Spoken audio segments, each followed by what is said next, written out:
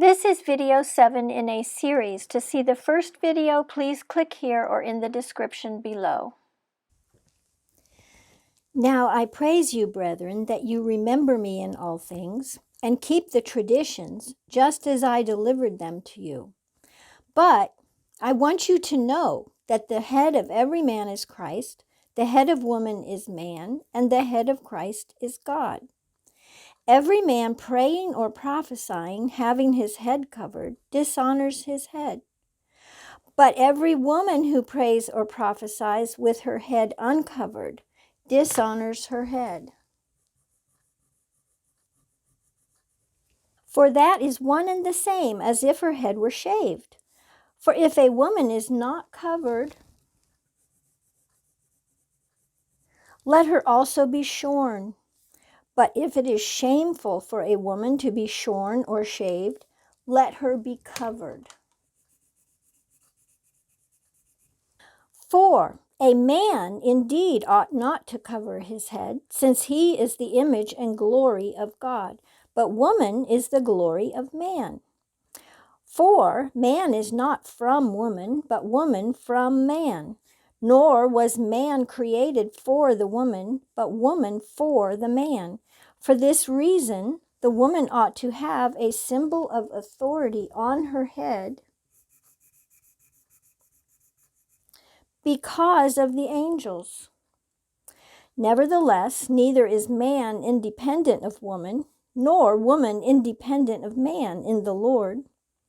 For as woman came from man, even so man also comes through woman. But all things are from God. Judge among yourselves. Is it proper for a woman to pray to God with her head uncovered? Does not even nature itself teach you that if a man has long hair, it is a dishonor to him?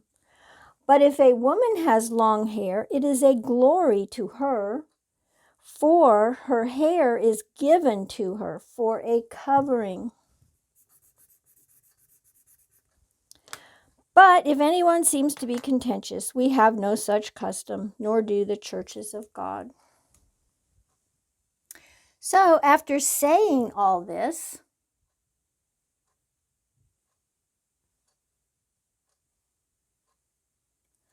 Paul turns completely around and he says he didn't really mean it. We don't have any such custom. That's incredible. He does a complete 180-degree turn and flatly contradicts what he just said in the previous 14 verses. How can that be? Well, was Paul having a senior moment? Did he just forget what he had just said? Did his brain slip a cog and he just couldn't remember what he just said? Was Paul a complete and total idiot? He just spent 14 verses telling the Corinthians to keep a custom that we don't have. Was he a complete idiot? Well, some think that Paul was telling the Corinthians to practice the head covering, but not if it was going to cause contention.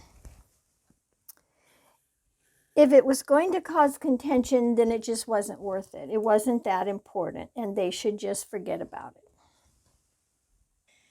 In the first place, the matters that Paul speaks about in this passage are not trifling. Dishonor, shame, the glory of God, the creation, angels, nature itself.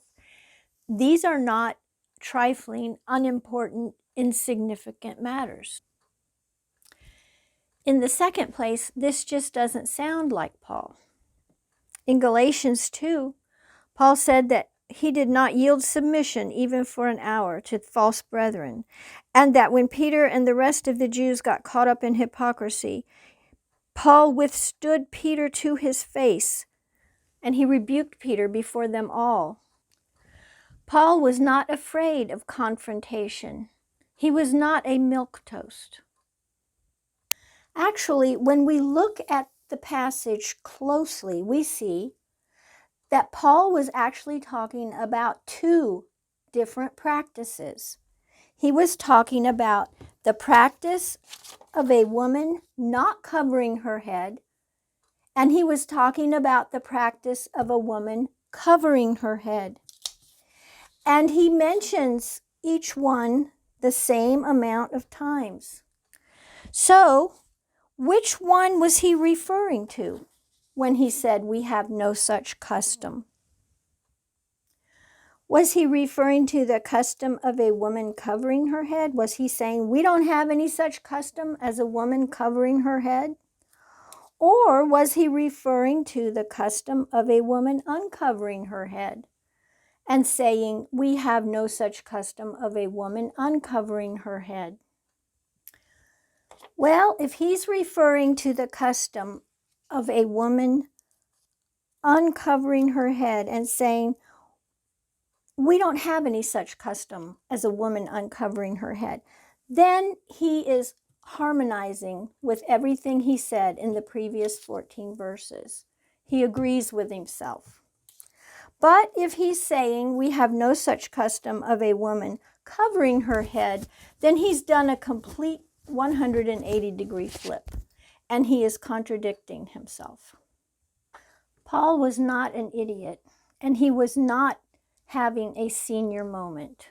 Paul was an apostle of the Lord, and he was delivering a message, a tradition from the Lord to the Corinthian Christians. And all the things that he had taught them in the previous 14 verses agree when he says we have no such custom of a woman uncovering her head. So this is the necessary inference that we must make. If it's this, then it doesn't make sense.